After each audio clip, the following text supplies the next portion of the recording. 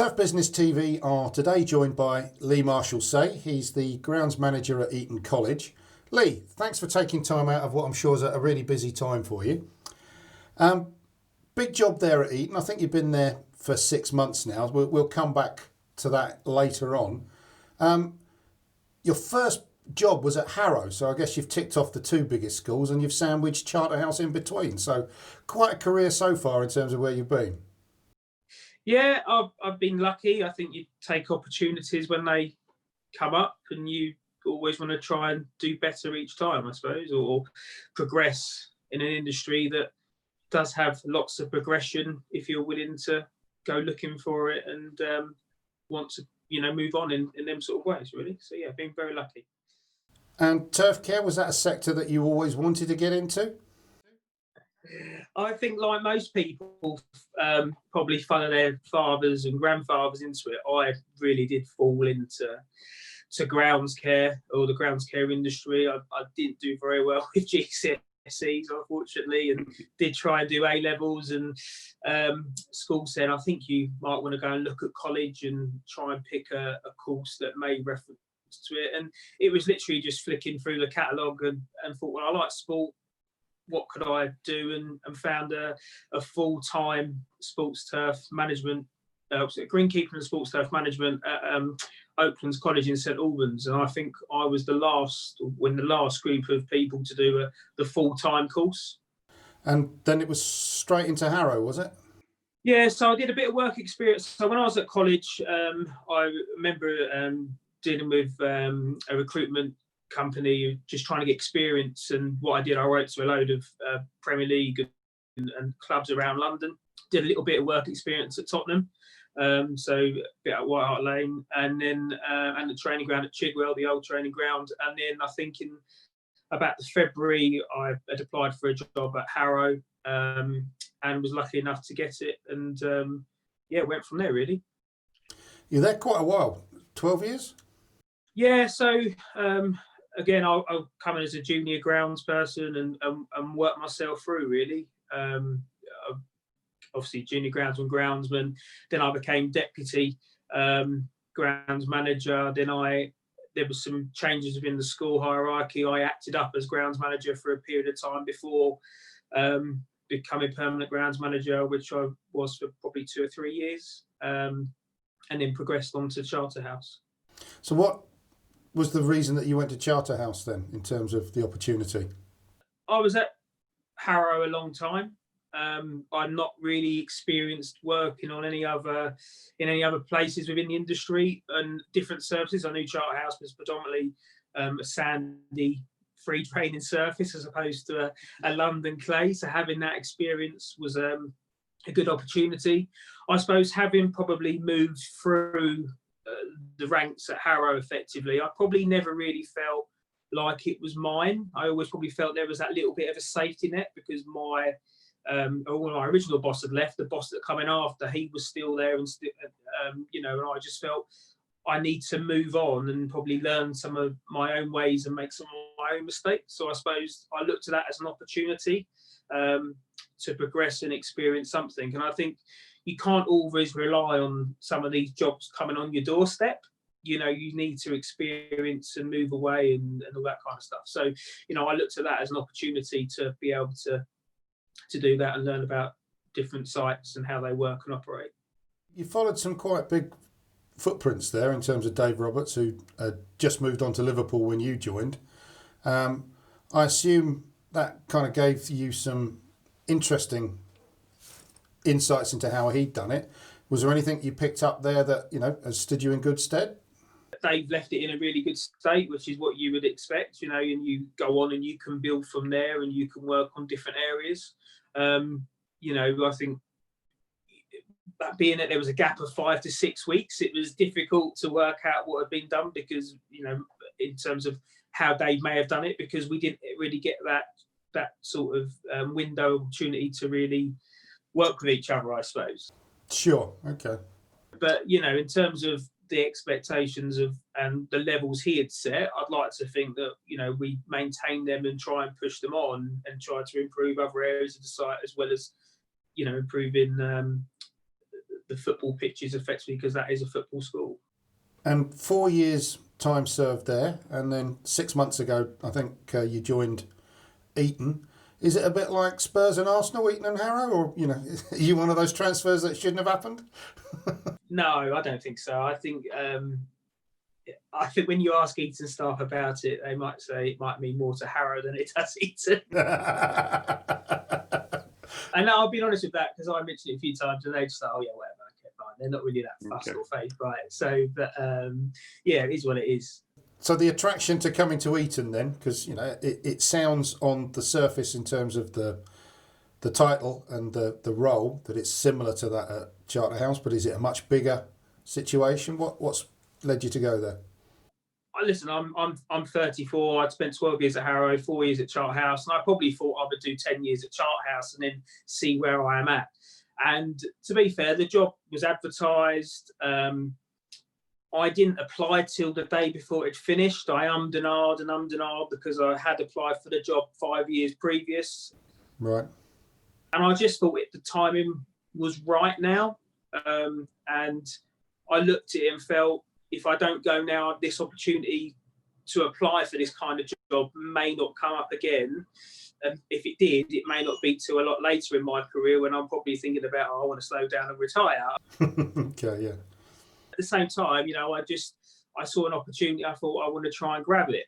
The scale of the school, I mean, the college, the town is really built around the college, if I'm honest, and it's 1,500 acres in size. So it stretches from Slough and Datchet one end all the way through to Dorney the other side. So it's a massive site. There's lots going on.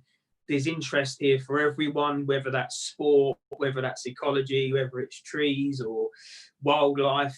It really is a bit for everyone. So I thought, there's probably not many places like it. And I wanted to give it a go and see if I could, one, get the job, and two, if I did get the job, then try and start putting your own mark on it and getting to understand how it works. And I think if you probably asked me in 2 years' time, I'll probably still be trying to work out some of the site, because it's that big, So give us some insight into what you're looking after there, because if it grows, are you looking after it, or are there limits to your involvement? Yeah, so my remit as grounds manager is obviously sport, landscape, trees, golf course, right down to Dorney Lake, where the Olympics was held in 2012. So all the grassland wildlife around that is down to me and my team. In terms of sport, we've got 38 winter sports pitches, 12 grass cricket squares, all with about 6 to 8 wickets on. Artificial surfaces from running tracks to hockey pitches, tennis courts, some artificial cricket nets as well. As I say, 9-hole golf course is included within all that. No polo though. No polo, no polo. I'm sure they play that and go off site, and then so the site is just got so much going on, and it is, like I say, it's so spread out. In the 16 years or so that you've been through college and had a grounds care career in the offing, who've been the people that influenced you the most over that time? Oh, I mean, listen, I've had lots of people that I've worked with and enjoyed, and I'd probably say there's the two people are probably in particular, to be honest with you. One would be my first boss, would be Andy Matthews. He employed me straight from college. If he didn't give me that opportunity, I wouldn't have had the opportunities I have had going through. And then probably secondly would be my boss after him would have been Danny Beckley. I became Danny's deputy at Harrow when there was changes, and his movements and support in that position and moving up have really, really, really helped me. So, there'd be two standout ones, that have won for opportunities that they've been able to give me, and hopefully I've grabbed and grasped and taken them forward, really. Eton, probably as much as any other privately run school or public school, the sports fields often are a big selling point for the bursar or the headmaster, whoever's trying to recruit new pupils. And the parents drive through and see the lovely sports ground. Does that actually put some extra pressure on you working in that sector to make sure everything looks right? And sometimes does it mean that you're delayed in doing works that you might need to do because it needs to look right for a bunch of parents coming in at some point? Yeah, I think when you've got parents spending a lot of money, I think they are now looking at everything rather than just an education. And you want to make sure that you are providing the best services you can. And it doesn't matter whether they're a pupil that's just joining or a pupil that's going to be leaving, they're still spending the same amount of money over that period of time. So why should effectively an A team have a better pitch than an F team? Yeah. But whatever you need to do, you need to strive to make sure they're the best you can. And again, this site is so big. I always look at the closer you driving through Eton, the closer you get to the building, that your presentation needs to be on point. Your white lines need to be straight and strong, and really present how you can look at how you present your field, so they do show off the school. Working in very different. Many in the schools I've worked in, Charterhouse, we had a big driveway where you impact as soon as you come down the Lime Avenue of trees, you've got fields left and right before you come to the buildings. Eton's a very different site to that because we are, as I say, we are a town. Yeah. It's making sure that your approaches from when you enter Eton, your hedges are cut straight before you get to see your sports pitches. Little things like that can just tick off and make sure the whole estate is looking good. Pressure, I think, there's pressure of any job. I think we put pressure on ourselves because we want to make sure we are achieving what we can and the best pitches we can with resources, staffing, budget, X, Y, and Z. So I think, we always want to strive and make sure our pitches are looking the best they can and presented for parents to see. When you were interviewed and you got to the final kind of stage of where you're deciding whether you want the job or not, was there a particular brief you were given in terms of what was expected? Was there a challenge, a need? I think obviously there's always a high expectation with any job, but in terms of Eton, they want a high expectation. They want good sports facilities. Going through the interview process, the second interview was held with all the sports speaks, and they were saying what they would want and how they like things, and you sort of. Yes, sometimes you have to say no because it's not achievable. On the other hand, we're always striving to make sure our pitches are playable and ready for use at any one time. But I think two things were for me. What I asked in the interview was, is there a landscape development plan and is there a sports strategy? And there's definitely there was a landscape plan in place, and we're looking at that again, so we can go over that and look to tweak as and when. And I think the sports one, there's opportunity now because they're looking at sport and natural pitches as well. So I think we're moving in a way where we are going to be looking at sports pitches more and how we can improve them and how we can look to develop things going forward. That doesn't necessarily mean we're digging everything up, but it means how can we tweak to achieve what we want to achieve in the long run. So I think that's an exciting prospect. Because we can really start looking and taking a focus on where we need to improve and where we want to get to. I can't think of too many roles that you're going to have so many different turf surfaces to look after with perhaps such a high standard expected. Do they give you the financial support that you need to do that? I mean, everyone assumes at Eton you must get a massive budget, Lee. We've all got budgets that we need to stick to. And it's not a bottomless pit at the end of the day. I've got capital bids for machinery and equipment and other bits and pieces. The running budget is healthy. I think we always want more. We always want to make sure we can invest more into our pitches. But I think the biggest thing for me, definitely over this first year of being here is looking at the budget and looking at how we are and working out where we're maybe, if we are short, looking at how we can build that up to why we need it. And if we have got the right amount of budget, making sure we're using it in the right way. It's, I suppose, moving into a new job, it's easy to say, oh, the budget is never enough or the budget's all plenty. But I think, from my point of view, I really need to have a year here, work out where we are, where is budget, and then work out what we want to achieve from there, really. But like I said, I would stress that we have a budget and we need to stick within the parameters of that budget, really. Financials aside, the resources that you've got in terms of the size of team you've got to look after all of those different pitches and surfaces, what are you working with, Lee? So I have a team of 30. Okay. Which is split into sort of three categories. You've got playing fields, so there's a team of 11 in playing fields, which also call it 13 because you include the golf course within that. We've got a team of 15 gardeners / estate workers. So I've got 6 gardeners, which I would say are doing house gardens, the front of houses, the central school areas. And then the remaining members of them staff are doing perimeter cut work, perimeter cutting, tree work, hedges, areas like that. And then I've got 3 members of staff over at Dorney Lake who look after all that, as well as an island off the top of that. We've got an island that's in the middle of the Thames that we have sort of the students go up there and row up to this island where there's a property on there, and they hold functions on there, and we maintain that as well. Okay. So we're quite full on in that aspect, and the guys at Dorney are quite busy. The good thing about Dorney, it's quite big open areas, so it's easier to maintain as opposed to all these little intricate areas. So yeah, a team of 30 over a big area. What sort of kit have you got? You got plenty? We've got the tractors, we've got rider mowers, we've got pedestrian kit.